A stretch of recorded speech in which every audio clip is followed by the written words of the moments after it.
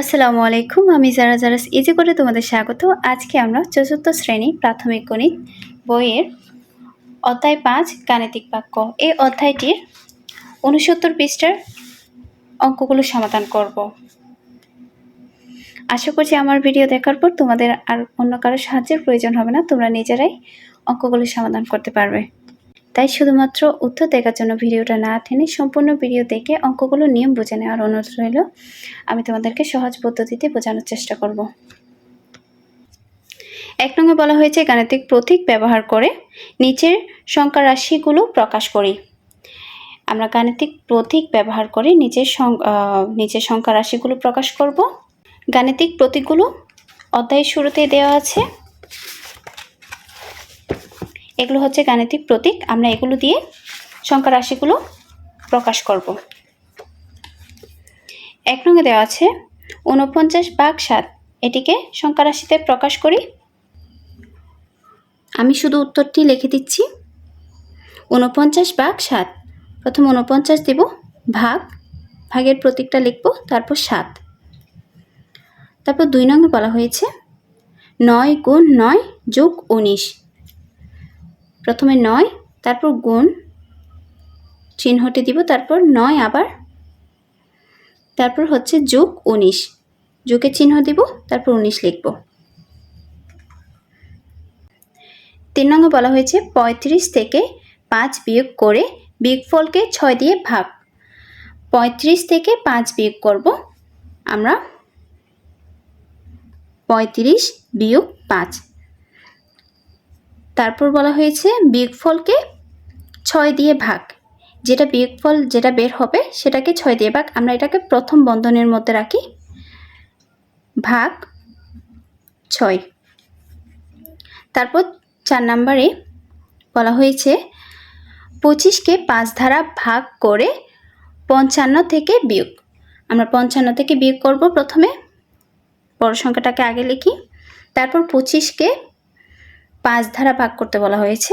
আমরা এটিকে প্রথম বন্ধনীর মধ্যে রাখি, 25 ভাগ 5।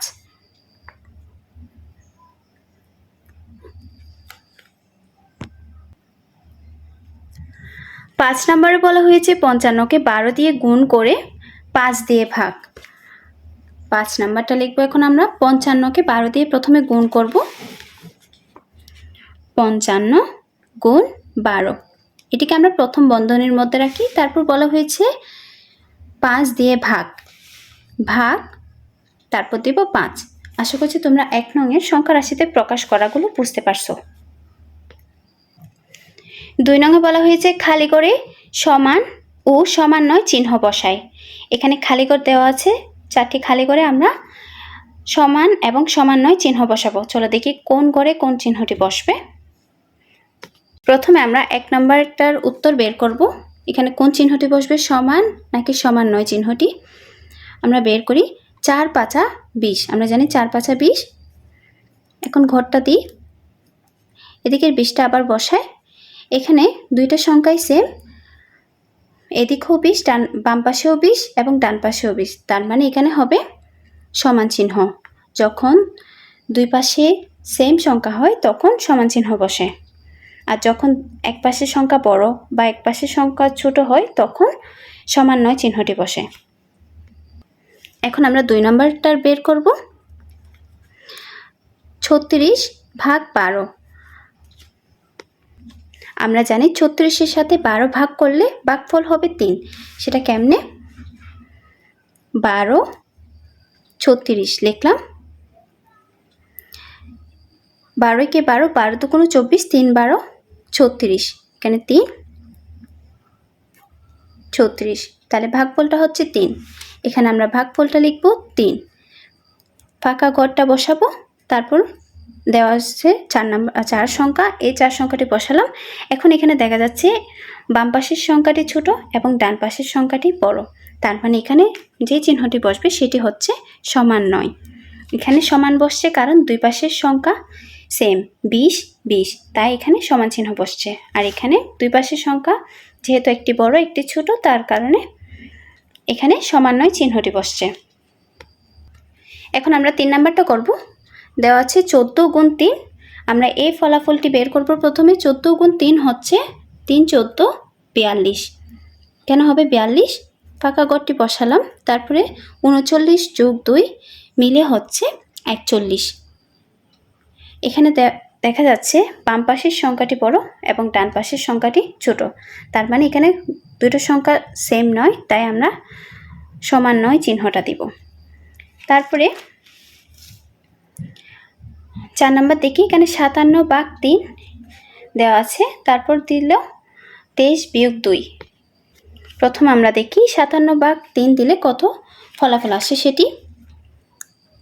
57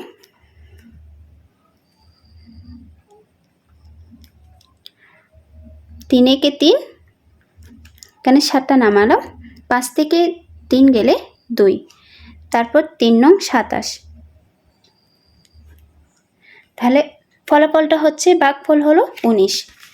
আমরা এদিকে উত্তর পেলাম 19।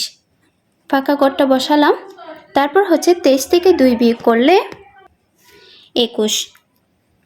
তাহলে এখানে দেখা যাচ্ছে দুইটি সংখ্যা সমান নয়, তাই আমরা এখানে সমান নয় চিহ্নটি দিব। কেন? একটি বড় একটি ছোট, তাই। আশা করছি তোমরা 2 নংয়ের খালি করে সমান ও সমান নয় চিহ্ন বসানোগুলো বুঝতে পারছো। এখন আমরা 3 নংয়ে ক্ষুদ্রতর নয় ও বৃহত্তর নয় চিহ্নগুলো বসাবো। এখানে খালি করে ক্ষুদ্রতর নয় মানে হলো ছোট নয় ও বৃহত্তর নয় মানে হচ্ছে বড় নয়। এই চিহ্নগুলোকে আমরা এখানে খালি জায়গায় বসাবো। চলো আমরা প্রথমটির সমাধান দেখি। 1 নংয়ে দেওয়া আছে 65। আমরা 65টাকে আবার নামাই, তারপর এখানে খালি ঘরটা লিখি। 56 যোগ 7 মিলে হয় 63। আমরা সবসময় প্রথম সংখ্যাটার সাথে দ্বিতীয় সংখ্যাটা তুলনা করব। প্রথম সংখ্যাটা যদি বড় হয় তখন আমরা এখানে চিহ্ন লিখব ছোট নয় বা ক্ষুদ্রতর নয় চিহ্নটি। প্রথম সংখ্যাটা যদি দ্বিতীয় সংখ্যাটার চেয়ে বড় হয় তখন আমরা লিখব ছোট নয় বা ক্ষুদ্রতর নয় চিহ্নটি। এটি হলো ক্ষুদ্রতর নয় চিহ্ন। তারপর 2 নং সমাধান করব। 32 যোগ 8 ফাঁকা ঘর, তারপর 50। 32 যোগ 8 মিলে হয় 40, ফাঁকা ঘরটা নামালাম, তারপর 50। আমরা প্রথমটার সাথে দ্বিতীয়টা তুলনা করব। প্রথম সংখ্যাটা যেহেতু ছোট, দ্বিতীয় সংখ্যাটা যেহেতু বড়, তার মানে প্রথম সংখ্যাটা বড় নয়। আমরা প্রথম সংখ্যাটা বড় নয়, তার মানে আমরা এখানে দিব বৃহত্তর নয় চিহ্নটি। বৃহত্তর নয় চিহ্নটি হচ্ছে এটি, এটিকে বলা হয় বৃহত্তর নয়। তারপর 3 নম্বরে বলা হয়েছে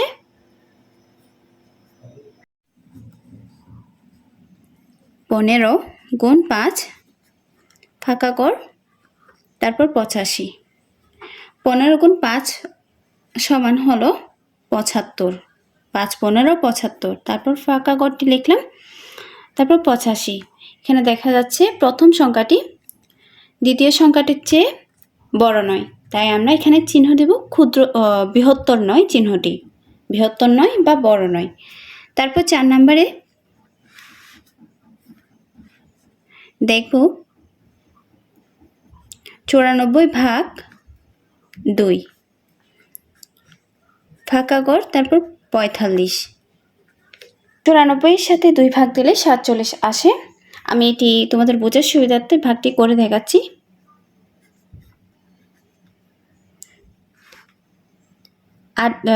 4 দুগুণ 8, 4 নামালাম, 9 থেকে 8 গেলে 1, 7 দুগুণ 14। তাহলে আমরা ভাগফল পেলাম 47। এখানে 47 লিখব, ফাঁকা ঘর, তারপর 45। এখানে দেখা যাচ্ছে 45 থেকে 47 কিন্তু ছোট নয়। আমরা প্রথমটার সাথে সবসময় তুলনা করব। এটি ছোট নয়, তাই আমরা এখানে ক্ষুদ্রতর নয় চিহ্নটি দিব।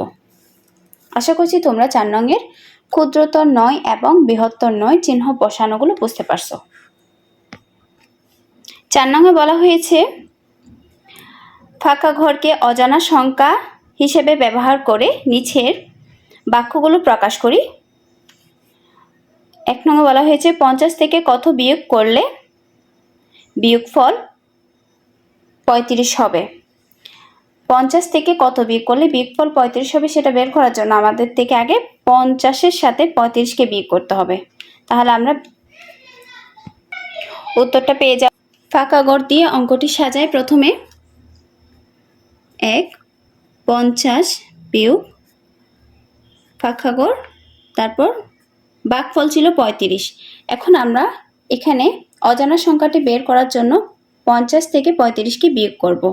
50 থেকে 35-কে বিয়োগ করলে বিয়োগফল আসে 15। সেটা আমি এখানে বের করে দেখাচ্ছি। 50 বিয়োগ 35, এটা 10। শূন্যর জন্য আমি 1 ধার নিলাম 5 থেকে, এটা 10। 10 থেকে 5 গেলে 5, তারপর এটা এখন রয়ে গেল 4। 4 থেকে 3 গেলে 1, তার মানে ভাগফল হচ্ছে 15। এটিকে আমরা এখানে বসাবো। 50 থেকে 15 বিয়োগ করলে ভাগফল হবে 35। 2 নংয়ে দেওয়া আছে 8-কে কত দ্বারা গুণ করলে গুণফল 48 হয়। 8-কে কত দ্বারা গুণ করলে গুণফল 48 হয় সেটা বের করার জন্য আমাদের থেকে 8-এর সাথে 48-কে ভাগ করতে হবে। 8-এর সাথে 48-কে ভাগ করলে আমরা 8-কে কত দ্বারা গুণ করলে 48 হবে সেটা সহজেই পেয়ে যাব। আমরা প্রথমে এটা লিখি। ফাঁকা ঘর দিয়ে অঙ্কটাকে সাজাই আগে। 8 গুণ ফাঁকা ঘর, তারপর হচ্ছে 48। ভাগফল গুণফলটা ছিল 48। এখন 48-কে যদি 8 দ্বারা ভাগ দিই, 6 8 48। 8-এর সাথে যদি 6 গুণ করা হয় তাহলে গুণফল হবে 48। তারপর 3 নাম্বারটা দেখি। এখানে বলা হয়েছে একটি সংখ্যার সাথে 12 যোগ করলে যোগফল 180 হয়। এখন কোন সংখ্যার সাথে 12 যোগ করলে যোগফল 180 হয় সেটা বের করার জন্য আমাদের থেকে 180-কে 12 দ্বারা বিয়োগ করতে হবে। যেটি বের হবে সেটি 12-এর সাথে যোগ করলে 180 আসে। আমি প্রথমে অঙ্কটাকে সাজাই। যোগ 12, 12-এর সাথে কোন সংখ্যাটাকে যোগ করলে যোগফল বলা হয়েছিল 180 আসবে। তাহলে আমরা 180-টাকে 12 দ্বারা বিয়োগ করি। শূন্যর জন্য 1 ধার নিলাম 8 থেকে, এটা 10 হলো। 10 থেকে যদি 2 চলে যায় তাহলে হলো 8, আর এটা এখন 7। 7 থেকে যদি 1 চলে যায় তাহলে এটা হলো 6, আর এখানে নিচের একটা নামিয়ে নিলাম। তাহলে 168, বিয়োগফল হলো 168। 168 যদি 12-এর সাথে যোগ করা হয় তাহলে 180 আসে। 4 নাম্বারটা দেখি। এখানে বলা হয়েছে একটি সংখ্যাকে 15 দ্বারা গুণ করলে গুণফল 270 হয়। কোন সংখ্যাকে 15-এর সাথে গুণ করলে গুণফল 270 হয় সেটা বের করার জন্য আমরা এটার নিয়ম ফলো করব। এটা যেমন 48-কে 8 দ্বারা ভাগ করেছি না, এটাও সেম 270-কে 15 দ্বারা ভাগ করব। আমরা আগে অঙ্কে সাজাই, সাথে গুণ করলে 15 হয়, 270 হয়।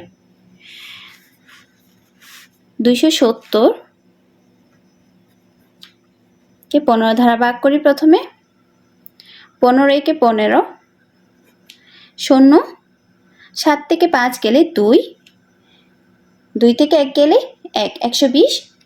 তারপর হচ্ছে 15-র নামাটা 8 বার পড়লে 8 15 120 হয়। আমরা এখানে পেয়ে গেলাম 18 15-এর সাথে গুণ করলে গুণফল হবে 270। আশা করছি তোমরা 4 নংয়ের অঙ্কগুলো বুঝতে পারছো। আমার ভিডিও যদি ভালো লেগে থাকে তাহলে আমাকে সাপোর্ট করো।